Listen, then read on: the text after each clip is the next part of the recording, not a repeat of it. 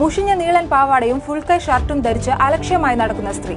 എന്നാൽ അവരെ ആരാധിക്കാൻ, അവർ കഴിക്കുന്ന ഭക്ഷണത്തിൽ മിച്ചം വരുന്നത് ഒരു പ്രസാദം പോലെ സേവിക്കാൻ, അവർ നടന്ന വഴിയിൽ സാഷ്ടാംഗം പ്രണമിക്കാൻ ആളുകൾ ക്യൂ നിൽക്കുന്നു.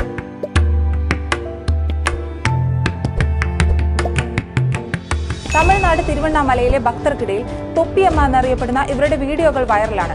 മാനസിക വൈകല്യമുള്ള ഒരു സ്ത്രീയെ ആരാധിക്കുന്നു എന്ന വിമർശനങ്ങളുണ്ടെങ്കിലും അനുഗ്രഹം തേടിയെത്തുന്ന ഒരു ഭക്ത വലയം തന്നെയുണ്ട് ഇവർക്കൊപ്പം. പ്രശ്നം മതമല്ല, ആളുകളുടെ ബുദ്ധിയില്ലായ്മയാണ്. ഒന്നാണ് തിരുവണ്ണാമല. ധ്യാനത്തിന്റെ വിഭൂതി അണിഞ്ഞ ദേശം. മന്ത്രങ്ങളെക്കാൾ മൗനമാണ് ഇവിടുത്തെ ഭാഷ. അതിനാൽ തൊപ്പിയമ്മ പലർക്കും ഒരു സിദ്ധയാണ്.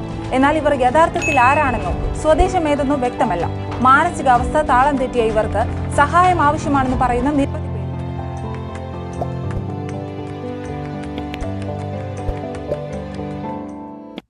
ശാസ്ത്രം മുന്നോട്ട്, മനുഷ്യൻ പിന്നോട്ട്.